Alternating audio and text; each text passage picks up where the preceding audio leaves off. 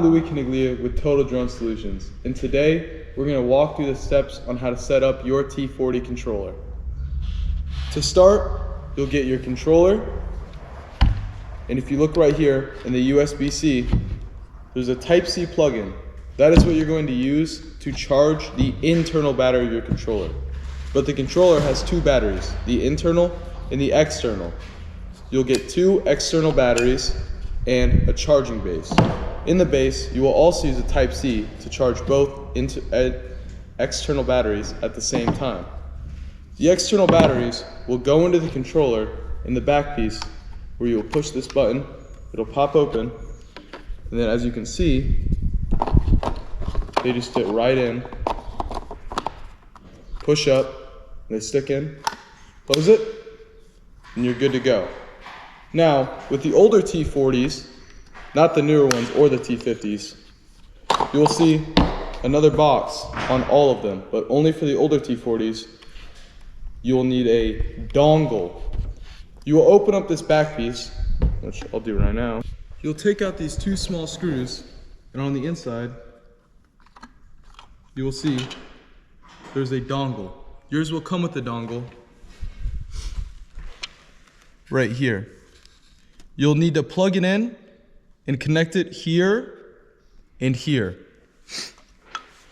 This is the only way your T40 controller will work with your T40. To turn on your controller, you'll press the on button and then hold it.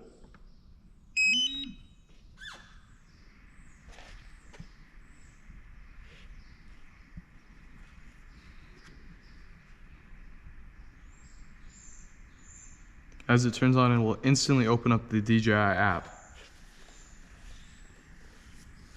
You'll press begin, and it'll load into where you are located if it is connected to Wi-Fi. At Total Drone Solutions, we use a wireless hotspot to connect our drones while flying out in the field.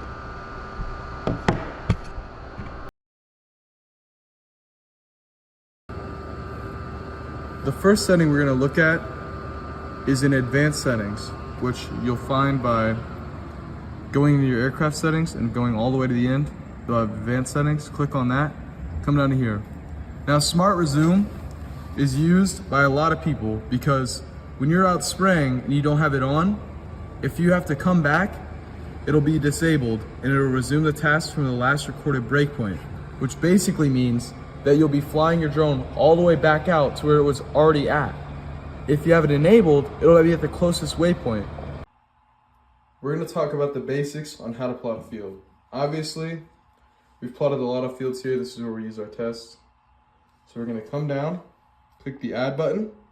All those will go away. So you're going to add a waypoint. Waypoint added. And these waypoints, you're going to want them to follow the outside of the field. Waypoint added. And then when you start getting out more, they'll start connecting more. Waypoint bringing added. it all together.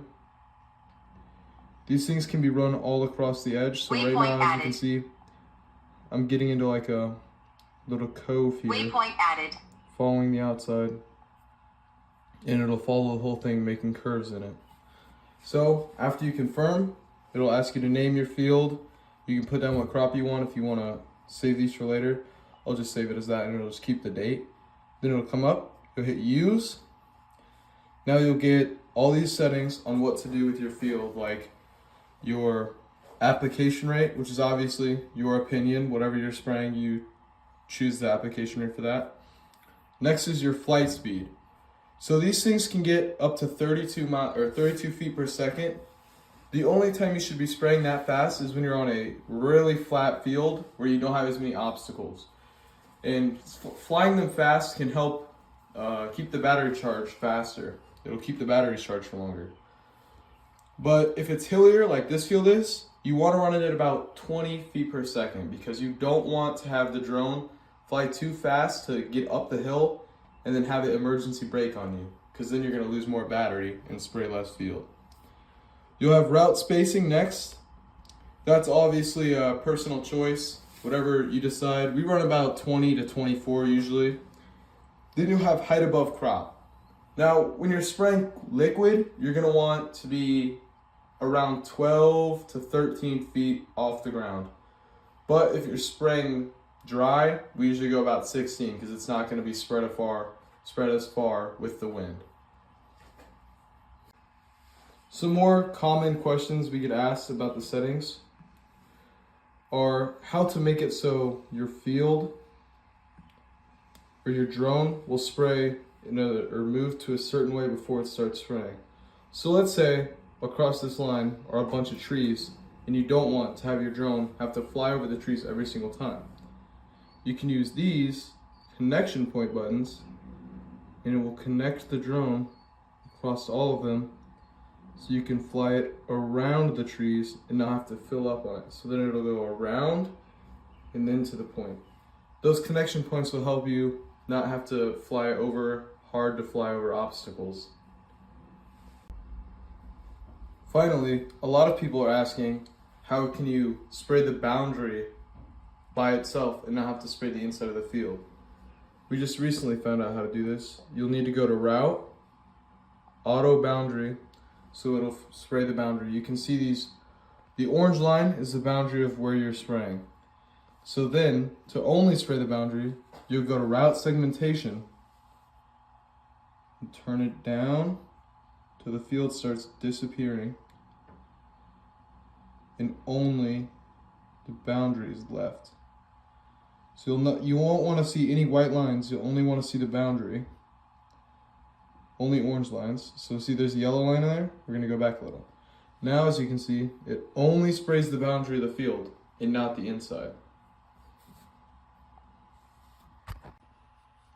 Adding on to having flat and hilly fields, if you go to your sensor settings and scroll down to task terrain, you'll see there's 3 different settings you can choose from. A lot of people get this wrong and they always keep it on flat terrain.